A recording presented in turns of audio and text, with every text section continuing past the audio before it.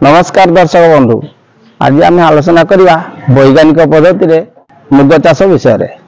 तेणु आलोचना करने पूर्व समस्त दर्शक बंधु को अनुरोध, जो मैंने चैनल को सब्सक्राइब करना दयाकोरी सब्सक्राइब कर दिंतु। मुग चाष सबुठ उत्कृष्ट जलवायु होउछि उष्ण और आर्द्र। मुग फसल मुख्यतः ग्रीष्म ऋतु में अधिक परिमाण जमी में चाष करा जाय थाए। तथापि निगड़ा जमी में खरीफ ऋतु और प्राक रबी ऋतु में मुग चाष करा जाय थाए। 25 डिग्री सेंटीग्रेड रु 35 डिग्री सेंटीग्रेड मध्य मुग चाष करा जाय थाए। सर्वनिम्न तापमात्रा 15 डिग्री सेंटीग्रेड रु अधिक थिले मुग बिहन बुणा जाय पारिबो। उर्वर बालिया दरसा और जल निष्कासन सुविधा थिबा माटी रे मुग चाष भल होय थाए। 6.3 रु 7.2 पीएच थिबा माटी मुग चाष पई उपयोगी। भारी कादुआ माटी रे चेर वृद्धि भल हुए नाही। जल जमी रहुतिबा जमी रे मुग चाष करिबा अनुचित। जमी प्रस्तुति ट्रैक्टर किंवा पावर टिलर रे जमी को भल भाव हल करी माटी को गुंड कर दियंतु। एकर प्रति 5 टन कंपोस्ट बा गोबर खत प्रयोग करंतु। तापरे निर्दिष्ट व्यवधान रे नाली प्रस्तुत करंतु। बिहन परिमाण साधारणतः एकर प्रति 8 रु 10 किलोग्राम मुग बिहन आवश्यक होइता। बिहन किसम आम राज्य पई केते गुडिये उन्नत बिहन किसम हैला। वर्षा ऋतु पई होम 1 के 851 75 दिन, पीडीएम 54 65 दिन। प्राक रबी पई धौली 65 दिन, सुजाता 70 दिन, पीडीएम 54 65 दिन, पीडीएम 11 70 दिन। सेही भली रबी ऋतु पई पुषा 9072, विराट एवं होम 1। ग्रीष्म ऋतु पई सुजाता 60 दिन, धौली 75 दिन, पीडीएम 54 65 दिन। बिहन गुड़िक निदा पुरस्ट और निरोग होइतिबा दरकार।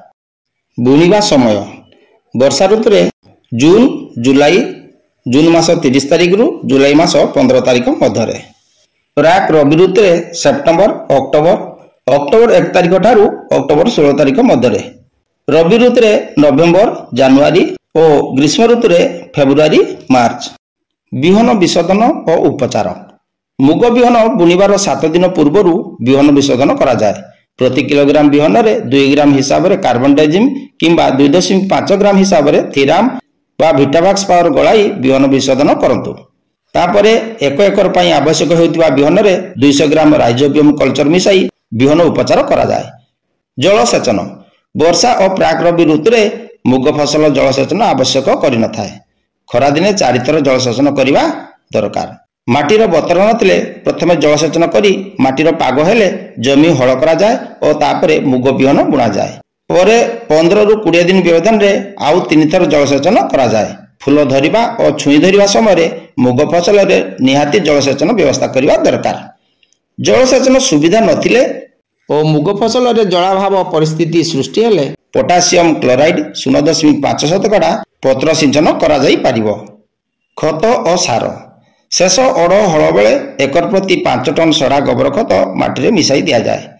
एही समय एकर प्रति 100 किलोग्राम जिप्सम मध्य प्रयोग करा जाई पारिबो। मूल सार भावे एकर प्रति 8 किलोग्राम जलख्यारजान, 16 किलोग्राम फॉस्फोरस और 8 किलोग्राम पोटाश सार प्रयोग करा जाए।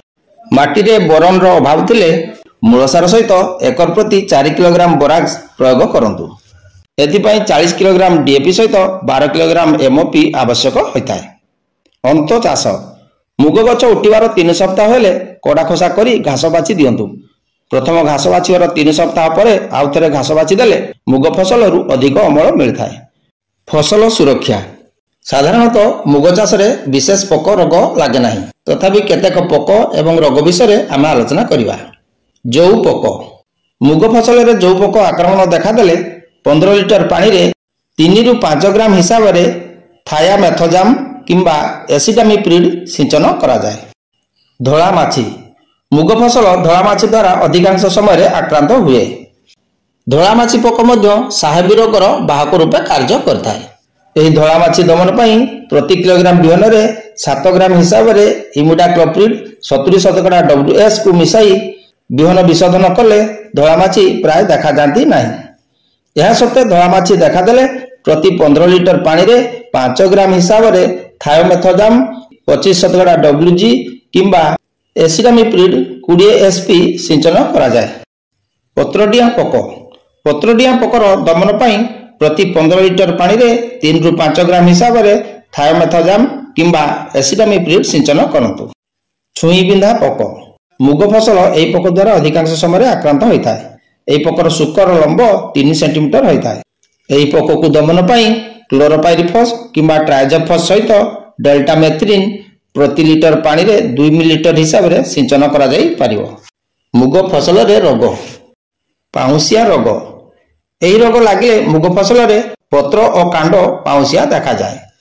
ଏହାର ଦମନ ପାଇଁ ପ୍ରତି ଲିଟର ପାଣିରେ 1.5 ଗ୍ରାମ ହିସାବରେ କାର୍ବେଣ୍ଡାଜିମ୍ କିମ୍ବା 1 ଗ୍ରାମ ହିସାବରେ ଥାୟୋଫେନେଟ୍ ମିଥାଇଲ୍ କିମ୍ବା 1 ମିଲିଲିଟର ଆଜୋକ୍ସିଷ୍ଟ୍ରୋବିନ୍ ସିଞ୍ଚନ କରାଯାଇଥାଏ। ଆବଶ୍ୟକ ପଡ଼ିଲେ 15 ଦିନ ପରେ ଆଉ ଥରେ କବକନାଶକ ସିଞ୍ଚନ କରାଯାଏ। କଳଙ୍କି ରୋଗ।